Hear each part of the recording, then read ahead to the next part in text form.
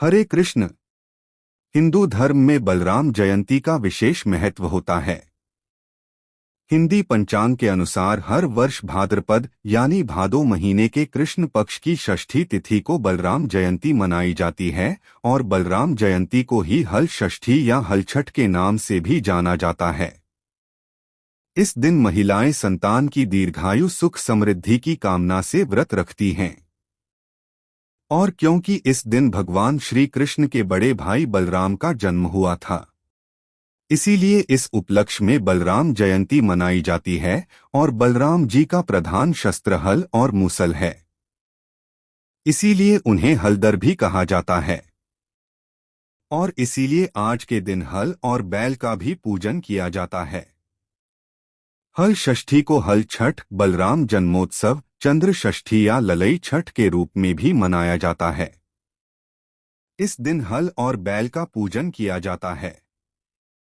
साथ ही खेती में उपयोग होने वाले बाकी उपकरणों की भी पूजा की जाती है।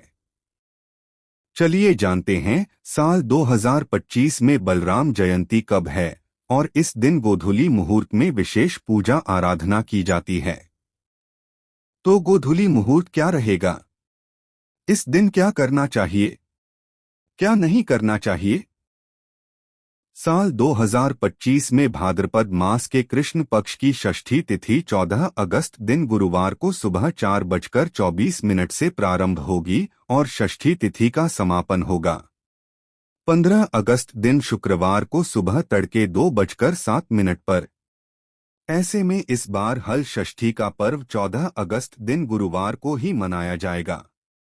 14 अगस्त को सूर्योदय होगा सुबह 6:06 पर और सूर्यास्त होगा शाम 6:56 पर।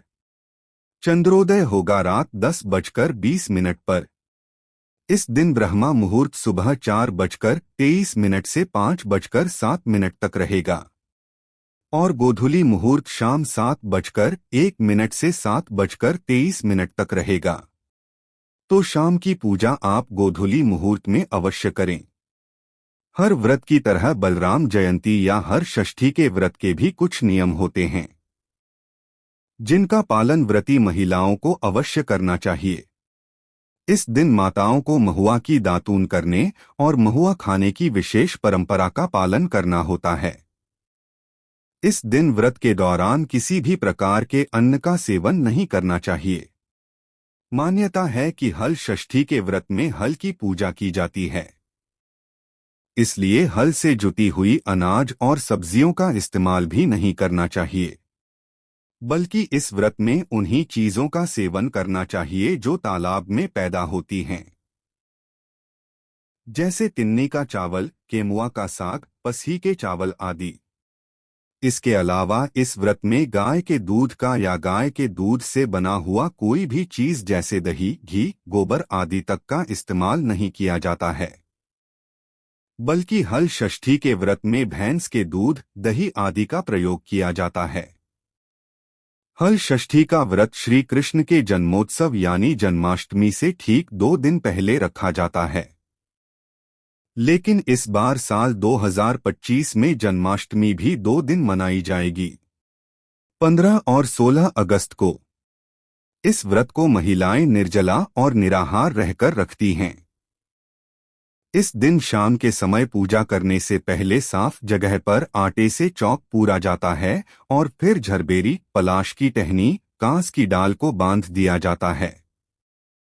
फिर भैंस के दूध, दही, खोए आदि से पूजन किया जाता है। दीप जलाने के लिए भी भैंस के दूध का या तिल के तेल का प्रयोग किया जा सकता है। हलछठ देवी की प्रतिमा या कैलेंडर रखकर और गणेश भगवान जी की प्रतिमा चाहे तो मिट्टी से बनाकर या फिर धातु की प्रतिमा हो तो उनका पूजन करके उसके बाद हल षष्ठी देवी का पूजन किया जाता है। किसान लोग या जहां कहीं भी इस दिन हल और बैल की पूजा की जाती है, वे लोग भी गोधूली मुहूर्त में हल और बैल का विशेष पूजन करते हैं। हलछठ की कथा सुनने के बाद जो भी व्रती महिलाएं होती हैं, वह तिन्ही के चावल और केमू का साग, पसी के चावल, भैंस के दूध, दही, खोए आदि का सेवन करती हैं। मान्यता है इस दिन व्रत रखने से और सच्चे मन से कथा श्रवण करने पर छठ माता संतान को हर संकट से बचाती हैं और उन्हें सुरक्षित रखती हैं। यह थी आज की वीडियो। हमारे चैनल पर इस दिन हर षष्ठी की कथा भी सुनाई जाएगी। अगर जानकारी पसंद आई हो तो कथा भी जरूर सुनिएगा।